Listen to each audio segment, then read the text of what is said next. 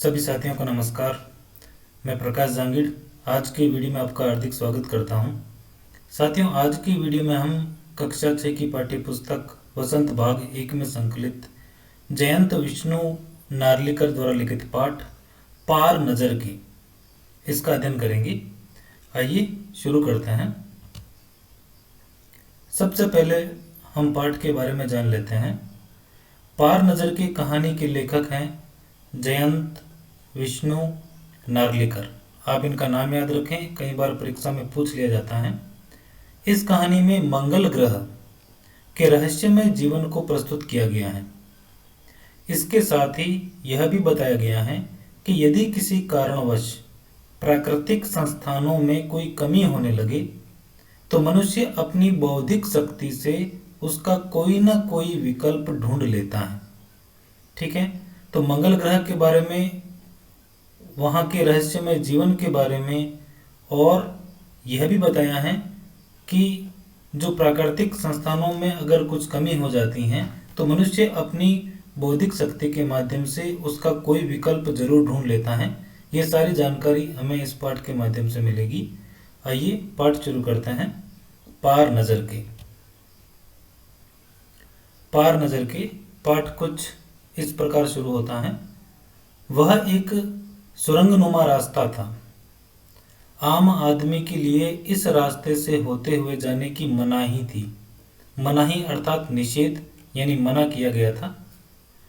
लेकिन छोटू ने एक दिन अपने पापा का सिक्योरिटी पास लिया और जा पहुंचा सुरंग में। फिर क्या हुआ, यहाँ देखिए, ये सिक्योरिटी पास और ये छोटू। छोटू कितनी बार कहा है तुमसे कि उस तरफ मत जाया करो। फिर पापा क्यों जाते हैं उस तरफ रोज रोज?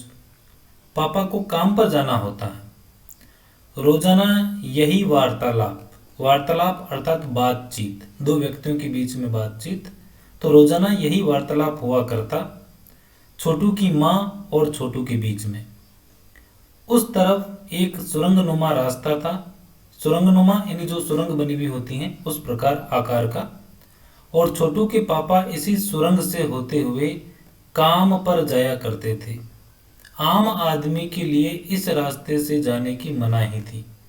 यानी अभी आपने देखा कि इस स्लाइड में, इस पैराग्राफ में आपको दिखाई दे रहा है कि छोटू अपने पापा के काम पर जाने के रास्ते के बारे में खोजना चाहता है कि पापा कहाँ से जाते हैं। तो इसलिए उसने एक बार सिक्योरिटी पास भी ले लिया और उस सुरंग में जाने का प्रयत्न भी किया, परंतु छोटू की माँ ने उसे जो है मना कर दिया। आगे देखिए। चंद चुनिंदा लोग ही इस सुरंगनुमा रास्ते का इस्तेमाल कर सकते थे और छोटू के पापा इन्हीं चुनिंदा लोगों में से एक थे। यानी जो लोग चुने हुए थे, और उन चुने हुए लोगों को ही इस सुरंगनुमा रास्ते से या इस रास्ते का इस्तेमाल करने की इजाज़त थी और किसी को नहीं थी। आज छुट्टी थी और छोटू के पापा घर ही पर आराम फरमा रहे थे। आराम फरमाना यानी आराम कर रहे थे। नज़र बचाकर चोरी छिपे छोटू ने पापा का सिक्योरिटी पास हथिया ही लिया और चल दिया सुरंग की तरफ। यानी वापस उसने उनका सिक्योरिटी पास हथिया लिया, जिसका वो एंट्री पास कह सकते हैं। वैसे तो उनकी पूरी कॉलोनी ही जमीन के नीचे बसी हुई थी। यह जो सुरंगनुमा रास्ता था, अंदर दिए जल रहे थे, यानी दीपक जल रहे थे, और प्रवेश करने से पहले एक बंद दरवाजे का सामना करना पड़ता था। दरवाजे में एक खांचा बना हुआ था। छोटू ने खांचे में कार्ड डाला, तुरंत दरवाजा खुल गया। जैसा कि अभी आपने पिछली स्लाइड में देखा था। यहाँ पर ये देखिए, ये खांचा, इसमें कार्ड डाला और तुरंत दरवाजा खुल गया। तो यह छोटू ने कार्य किया। छोटू ने सुरंग में प्रवेश किया। अंदर वाले खांचे में सिक्योरिटी पास आ पहुंचा था। उसे उठा लिया। कार्ड उठाते ही दरवाजा बंद हुआ। छोटू ने चारों तरफ नजर दौड़ाई। नजर दौड़ाना अर्थात चारों तरफ उसने देखा, कोई मुझे देख तो नहीं रहा। सुरंगनुमा वह रास्ता ऊपर की तरफ जाता था, यानी जमीन के ऊपर का सफर कर आने का मौका मिल गया था उसे। पहले ही साथियों बताया जा चुका है कि वह जमीन के अंदर रहते थे, मगर कहाँ, यानी वह जो सुरंगनुमा रास्ता था वह जमीन के ऊपर कहाँ जा रहा था यह उसको नहीं पता था। मौका हाथ लगते ही फिसल गया।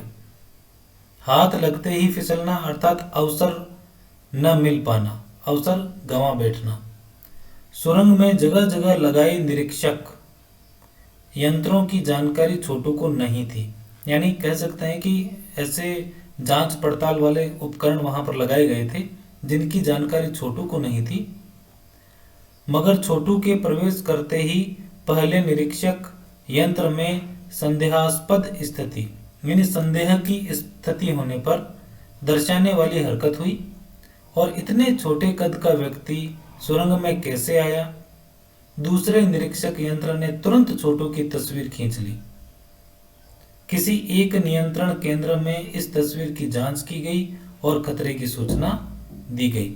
यानी इस प्रकार यह पूरी प्रक्रिया हो रही थी कि छोटू पकड़ा गया, क्योंकि वहां कुछ ऐसे जो है जांच पड़ताल वाले यंत्र थे ताकि कोई अगर अजनबी व्यक्ति आता है तो उसको वह पहचान लेता है, उसकी फोटो खींच लेता है, फिर दूसरे जांच पड़ताल केंद्र की ओर वह फोटो जाती हैं और खतरे की सूचना प्रेषित हो जाती हैं।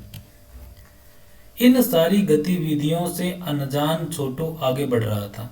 छोटू को यह सब पता नहीं था। तभी जाने कहां से सिपाही दौड़े चले आए, छोटू को पकड़कर वापस घर छोड़ आए। घर पर माँ छोटू का इंतजार कर रही थी। बस अब छोटू की खैरियत न थी, यानी अब उसकी कुशलता न थी, यानी उस पर अब गाज गिरने वाली थी, उसको डांट पड़ने वाली थी। छोटू के पापा न होते तो छोटू का बचना मुश्किल था, यानी उनके पापा ने जो है बचा लिया। छोड़ो भी, मैं इसे समझा दूंगा सब, फिर वह ऐसी गलती कभी नहीं करेगा। पापा ने छोटू को बचा लिया। बोले, छोटू, मैं जहां काम करता हूं ना, वह क्षेत्र जमीन से ऊपर है। आम आदमी वहां नहीं जा सकता, क्योंकि वहां के माहौल में जी ही नहीं सकता। यानी ऐसा माहौल है वहां पर जहां हम जैसे आम आदमी नहीं जी सकते। तो फिर आप कैसे जाते हैं वहां? छोटू का सवाल लाजिमी था। लाजिमी यानी बिल्कुल ठीक था, अनिवार्य रूप से था। मैं वहां एक खास किस्म का स्पेस सूट पहनकर जाता हूँ। स्पेस सूट यानी एक प्रकार का कपड़े का बना हुआ स्पेस सूट जो पहनकर वह वहां जाते हैं, और इस स्पेस सूट से मुझे ऑक्सीजन मिलता है और जिससे मैं सांस ले सकता हूं। इसी स्पेस सूट की वजह से बाहर की ठंड से मैं अपने आप को बचा सकता हूं। देखिए, बाहर की ठंड पहले ही बता जा चुका है कि अंदर वह जमीन के अंदर रहते थे तो वहां पर गर्मी रहती थी, और बाहर की ठंड से बचने के लिए उन्होंने यह सूट पहनते थे, और ऑक्सीजन के लिए भी। खास किस्म के जूतों की वजह से जमीन के ऊपर मेरा चलना मुमकिन होता है। मुमकिन होना यानी संभव होना। जमीन के ऊपर चलने फिरने के लिए हमें एक विशेष प्रकार का प्रशिक्षण दिया जाता है, यानी एक विशेष प्रकार की ट्रेनिंग दी जाती है जमीन के ऊपर चलने के लिए। ठीक है, आगे देखिए। छोटू सुन रहा था। पापा आगे बताने लगे, एक समय था जब अपने मंगल ग्रह पर सभी लोग जमीन के ऊपर ही रहते थे, बगैर किसी तरह के यंत्रों की मदद के। यानी कोई भी ऐसा उपकरण नहीं था, बिना उपकरणों की मदद से सभी मंगल ग्रह के ऊपर रहते थे, बगैर किसी खास किस्म की पोशाक से। हमारे पुरखे यानी जो उनके पूर्वज हैं, पुरखे, हमारे पुरखे जमीन के ऊपर रहा करते थे, लेकिन धीरे धीरे वातावरण में परिवर्तन आने लगा। कई तरह के जीव धरती पर रहा करते थे, एक के बाद एक सब मरने लगे, और इस परिवर्तन की जड़ में था, यानी मूल कारण क्या था? सूरज में हुआ परिवर्तन। यानी सूरज में परिवर्तन होने के कारण ये सब कुछ हो रहा था। सूरज से हमें रोशनी मिलती है, उष्णता मिलती है यानी गर्मी, उष्णता यानी गर्मी मिलती है, और इन्हीं तत्वों से जीवों का पोषण होता है।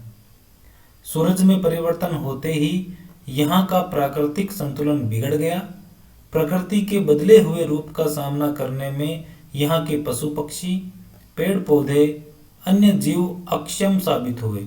अक्षम यानी उनका सामना नहीं कर पाए, सक्षम नहीं थे, जिसमें क्षमता ना हो, अक्षम।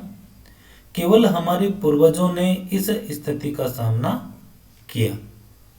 अपने तकनीकी ज्ञान के आधार पर हमने जमीन के नीचे अपना घर बना लिया, यानी मंगल ग्रह पर रहने वाले लोगों ने जमीन के नीचे अपना घर बना लिया। जमीन के ऊपर लगे विभिन्न यंत्रों के सहारे हम सूर्य शक्ति, सूरज की रोशनी और गर्मी का इस्तेमाल करते आ रहे हैं। यानी जमीन के ऊपर, मंगल ग्रह के ऊपर उन्होंने कुछ ऐसे यंत्र बना दिए हैं जिनकी सहायता से उन्हें सूर्य शक्ति, सूरज की रोशनी और गर्मी वगैरह मिल जाती हैं जमीन के अंदर। उन्हीं यंत्रों के सहारे हम यहाँ जमीन के नीचे जी रहे हैं। यंत्र सुचारू रूप से चलते रहें, इसके लिए बड़ी सतर्कता बरतनी पड़ती है। सतर्कता यानी सावधानी, और बरतना यानी ध्यान रखना। मुझ जैसे कुछ चुनिंदा लोग इन्हीं यंत्रों का ध्यान रखते हैं, यानी इन यंत्रों की ध्यान रखने के लिए ये सुचारू रूप से चल रहे हैं या नहीं चल रहे हैं, इसकी जानकारी के लिए छोटू के पापा जो हैं चुनिंदा लोगों में थे। बड़ा हो जाऊंगा तो मैं भी यही काम करूंगा, छोटू ने अपनी मंशा जाहिर की। अपनी मंशा यानी अपनी इच्छा जाहिर की। बिल्कुल, मगर उसके लिए खूब पढ़ना होगा, माँ और पापा की बात सुननी होगी, माँ ने कहा। ठीक है, आगे देखिए। दूसरे दिन छोटू के पापा काम पर चले गए। देखा तो कंट्रोल रूम का वातावरण बदला बदला सा था। कंट्रोल रूम यानी जहां से सब कुछ कंट्रोल किया जाता हो, उसका वातावरण बदला बदला सा था, यानी कुछ गड़बड़ थी। शिफ्ट खत्म कर घर जा रहे स्टाफ के प्रमुख ने टीवी स्क्रीन की तरफ इशारा किया। स्क्रीन पर एक बिंदु झलक रहा था, यहाँ देख पा रहे हैं, एक बिंदु झलक रहा था यानी दिखाई दे रहा था। वह बताने लगा, यह कोई आसमान का तारा नहीं है, क्योंकि कंप्यूटर से पता चल रहा है कि यह अपनी जगह अडिग नहीं रहा है। अडिग यानी एक जगह जो है स्थिर नहीं है। पिछले कुछ घंटों के दौरान इसने अपनी जगह बदली है और कंप्यूटर के अनुसार यह हमारी धरती की तरफ बढ़ता चला आ रहा है। यानी मंगल ग्रह की ओर कोई चीज बढ़ती हुई आ रही है और ये सारे यहाँ पर कंप्यूटर के स्क्रीन पर देख रहे हैं। अंतरिक्ष यान तो नहीं है? छोटू के पापा ने अपना संदेह प्रकट किया। संदेह हमें भी है, आप अब इस पर बराबर ध्यान रखिएगा। छोटू के पापा सोच में डूब गए। क्या सचमुच अंतरिक्ष यान होगा? कहां से आ रहा होगा?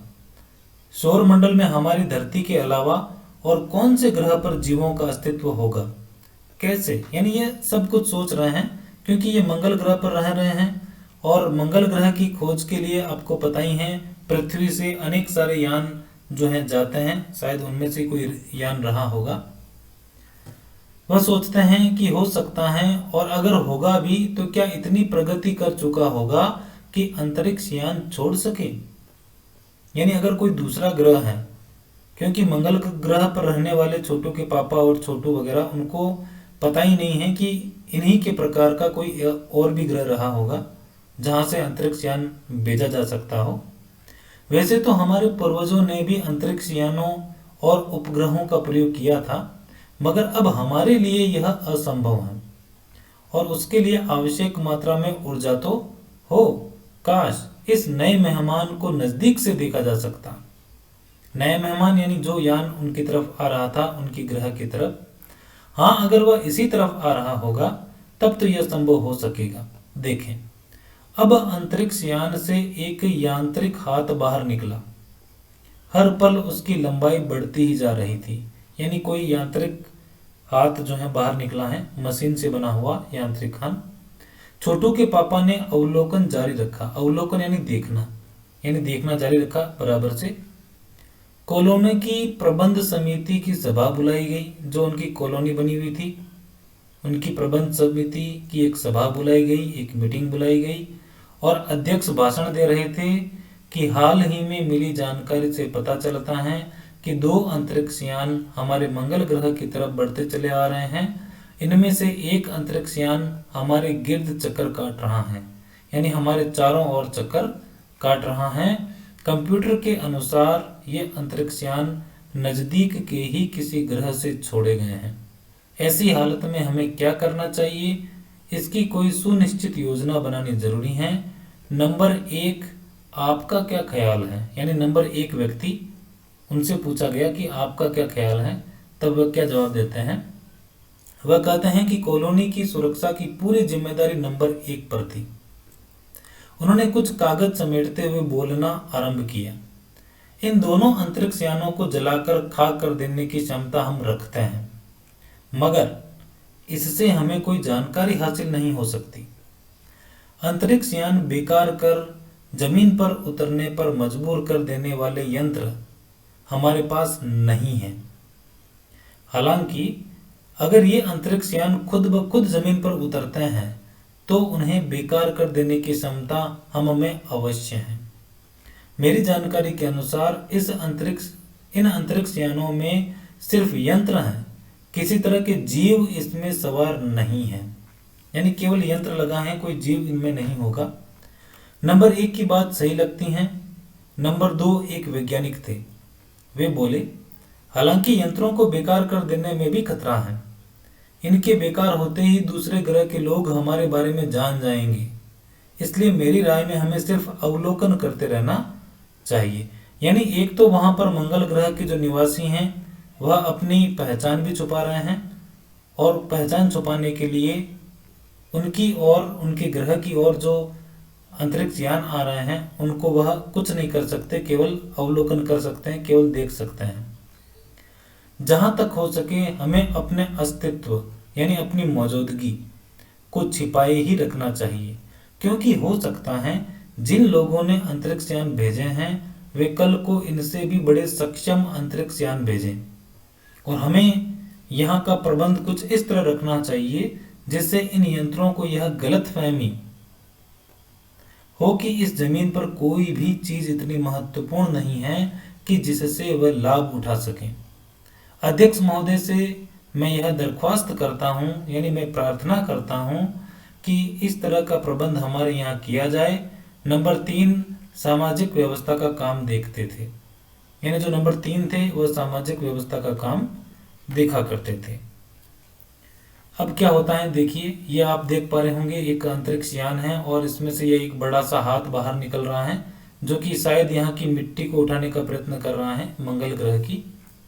उनकी बात के जवाब में अध्यक्ष कुछ बोलने जा ही रहे थे कि फोन की घंटी बजी।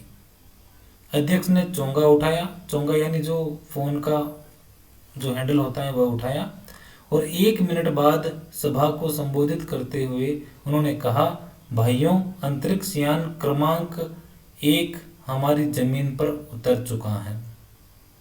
वह दिन छोटू के लिए बड़ा ही महत्वपूर्ण दिन था। पापा उसे कंट्रोल रूम ले गए थे। यहाँ देखिए छोटू कंट्रोल रूम में मौजूद है।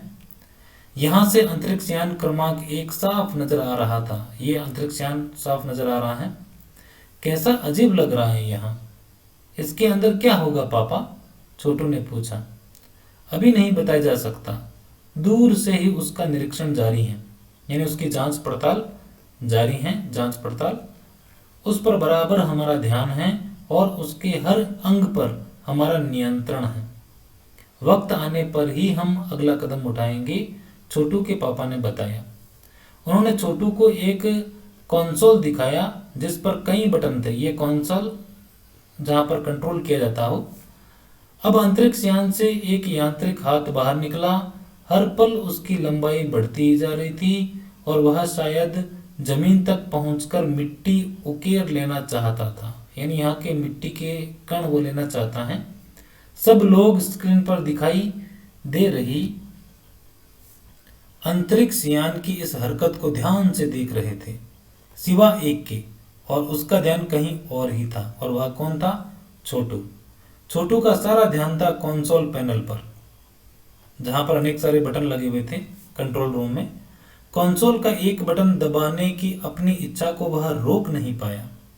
वह लाल लाल बटन उसे बरबस बरबस यानी अचानक यानी मजबूरीवश अपनी तरफ खींच रहा था। और सहसा खतरे की घंटी बजी। अचानक खतरे की घंटी बज उठी। सबकी निगाहें कंसोल की तरफ मुड़ी। पापा ने छोटू को अपनी तरफ खींचते हुए एक झापड़ रसीद दिया, यानी एक चाटा लगा दिया, थप्पड़ मार दिया और लाल बटन को पूर्व स्थिति में ला रखा। मगर उस तरफ अब अंतरिक्ष यान के उस यांत्रिक हाथ की हरकत सहसा रुक गई। यंत्र बेकार हो गया था। उधर पृथ्वी पर national aeronautics and space administration यानी नासा द्वारा प्रस्तुत वक्तव्य ने सबका ध्यान अपनी तरफ आकर्षित किया। यानी पृथ्वी की तरफ से यह जो है भेजा गया था। मंगल की धरती पर उतरा हुआ अंतरिक्ष यान वाइकिंग, उस अंतरिक्ष यान का क्या नाम था? वाइकिंग, अपना निर्धारित कार्य कर रहा है। हालांकि किसी अज्ञात कारणवश अंतरिक्ष यान का यांत्रिक हाथ बेकार हो गया है। नासा के तकनीशियन इस बारे में जांच कर रहे हैं तथा इस यांत्रिक हाथ को दुरुस्त करने के प्रयास भी जारी हैं। दुरुस्त यानी ठीक करने के प्रयास जारी हैं। इसके कुछ ही दिनों बाद पृथ्वी के सभी अखबारों ने छापा कि नासा के तकनीशियनों को रिमोट कंट्रोल के सहारे वाइकिंग जो अंतरिक्ष यान था उसको दुरुस्त करने में सफलता मिली है। यांत्रिक हाथ ने अब मंगल की मिट्टी के विभिन्न नमूने इकट्ठे करने का काम आरंभ कर दिया है। पृथ्वी के वैज्ञानिक मंगल की इस मिट्टी का अध्ययन करने के बड़े उत्सुक थे, यानी जानने की तैयारी कर रहे थे और उन्हें उम्मीद थी कि इस मिट्टी के अध्ययन से इस बात का पता लगाया जा सकेगा कि क्या मंगल ग्रह पर भी पृथ्वी की तरह जीव सृष्टि का अस्तित्व है, यानी मंगल ग्रह पर भी क्या जीव रहते हैं। यह प्रश्न आज भी एक रहस्य है। बिल्कुल सही है, आज भी एक रहस्य है कि यह मंगल ग्रह पर जीव रहते हैं या नहीं रहते हैं, क्योंकि अनेक अंतरिक्ष यान मंगल ग्रह पर भेजे जाते हैं वहाँ की मिट्टी के बारे में जानने के लिए, वहाँ के वातावरण को जानने के लिए। तो ठीक है साथियों, यह पाठ था जयंत विष्णु नार्लिकर द्वारा लिखित, जो कि मराठी से अनुवाद किया हुआ रेखा देशपांडे के द्वारा। इसमें आपने जाना कि किस प्रकार मंगल ग्रह के निवासी दूसरे ग्रहों से आए अंतरिक्ष यान को किस प्रकार देखते हैं, उनका किस प्रकार का नजरिया है। ठीक है, तो यह पाठ हमारा यहाँ समाप्त हुआ। आप सभी का बहुत बहुत धन्यवाद।